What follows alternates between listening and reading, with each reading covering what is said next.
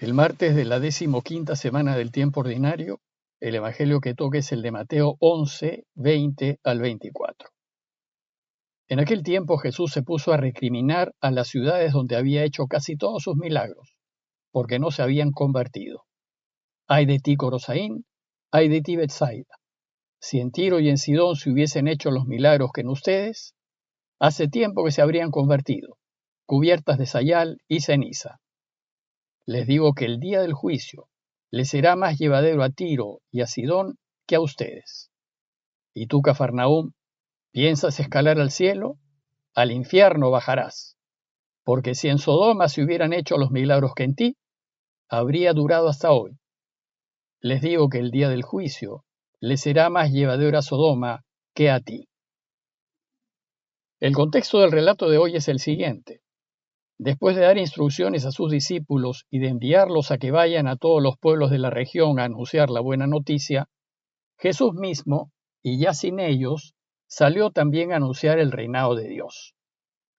En ese intermedio, en donde Jesús está solo, pues sus discípulos están recorriendo Galilea siguiendo sus instrucciones, Mateo nos relata dos eventos que buscan aclarar la cuestión de la identidad de Jesús. ¿Él es o no es el Mesías? En los dos relatos que siguen, el evangelista nos presenta las serias dudas que surgen en Judea y Galilea en torno a Jesús, acerca de su identidad. Pues si bien es cierto que el Señor realizaba signos mesiánicos, no parece tener el perfil del Mesías que el pueblo esperaba. El primer relato es el encuentro que Jesús tiene con los discípulos de Juan. Juan y sus discípulos tienen dudas acerca de Jesús y le fueron a preguntar, ¿eres o no eres el que tenía que venir? Jesús les respondió diciéndoles que vean sus obras, y así podrán comprobar si es o no es el Mesías. Y el segundo relato en donde se duda de la identidad de Jesús es el que hoy nos presenta la Iglesia para nuestra reflexión. Este relato recoge los cuestionamientos que tenían los círculos intelectuales y religiosos de Galilea que se resisten al mensaje de Jesús.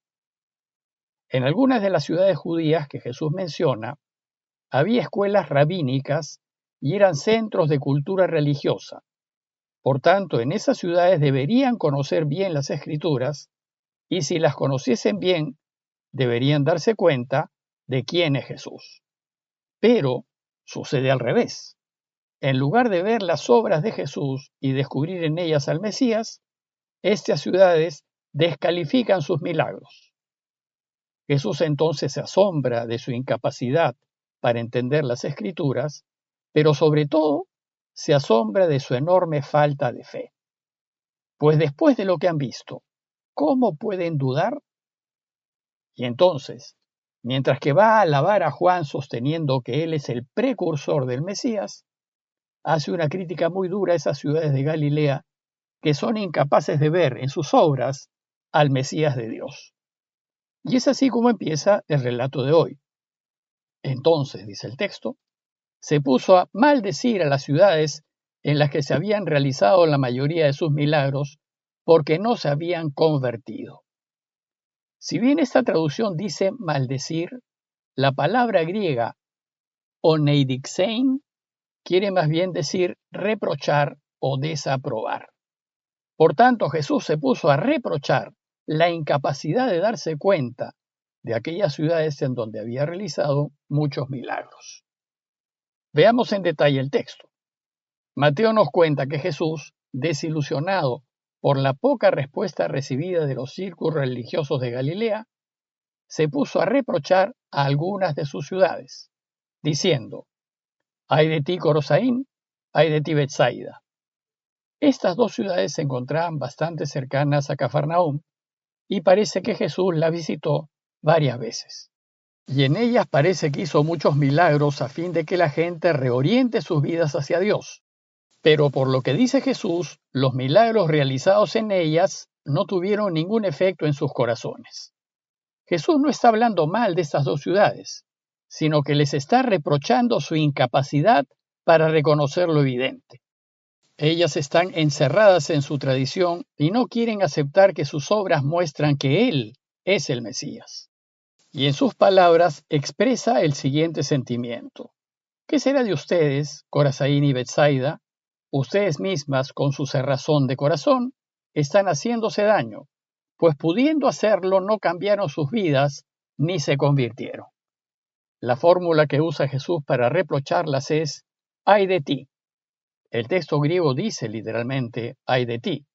Es decir, estas ciudades están trayendo ayes y problemas por su propia cerrazón de corazón. Y entonces pasa a comparar a Corazaín y Betsaida con dos ciudades paganas, Tiro y Sidón. Si en Tiro y en Sidón se hubiesen hecho los milagros que se han hecho en ustedes, hace tiempo que en sayal y ceniza se habrían convertido. ¿Qué es sayal y ceniza o saco y ceniza? En la antigüedad, para demostrar arrepentimiento, tristeza, duelo, penitencia, la gente se vestía con saco o sayal, que era un vestido grueso, burdo, de tela muy rústica, que se ponía a la cintura. Además, se sentaban en cenizas y se ponían cenizas en la cabeza, a fin de mostrar su desolación y tristeza por lo cometido. Bueno, pues Tiro y Sidón eran ciudades fenicias, famosas en la antigüedad, pero por su grandeza y su fama se hicieron arrogantes y se volvieron indiferentes a Dios. Por ejemplo, dice el profeta Ezequiel en 28:2, refiriéndose a Tiro, di al príncipe de Tiro, así dice el Señor Yahvé, tu corazón se ha engreído y has dicho, soy un Dios, estoy sentado en un trono divino, en el corazón de los mares. Tú que eres un hombre y no un Dios, equiparas tu corazón al corazón de Dios. Bueno, pues para Jesús, Corazaín y Betsaida se comportan peor que esas ciudades paganas. Y además dice que si esas ciudades hubiesen sido testigos de los milagros de Jesús, hacía tiempo que se hubiesen arrepentido con saco y ceniza, como lo hizo la ciudad de Nínive en tiempos de Jonás. Por eso les digo, dice el texto, que el día del juicio habrá menos rigor para Tiro y Sidón que para ustedes. ¿Y por qué menos rigor? Porque aquel que no sabe es menos culpable que el que sabe. Nosotros ya sabemos qué es lo que Dios quiere, y sabiendo cómo tenemos que vivir, si no lo hacemos, entonces debemos asumir nuestra responsabilidad.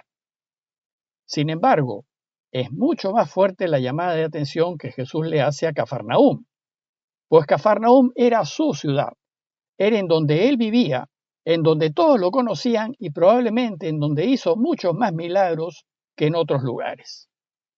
Bueno, pues a Cafarnaúm la critica por habérsele subido los humos a la cabeza. ¿Y tú, Cafarnaúm, hasta el cielo te vas a encumbrar? ¿Por qué te engríes? ¿Por qué te llenas de vanidad cuando mis milagros no son tuyos? Más bien, en lugar de vanagloriarte por gloria ajena, hasta el Hades te hundirás.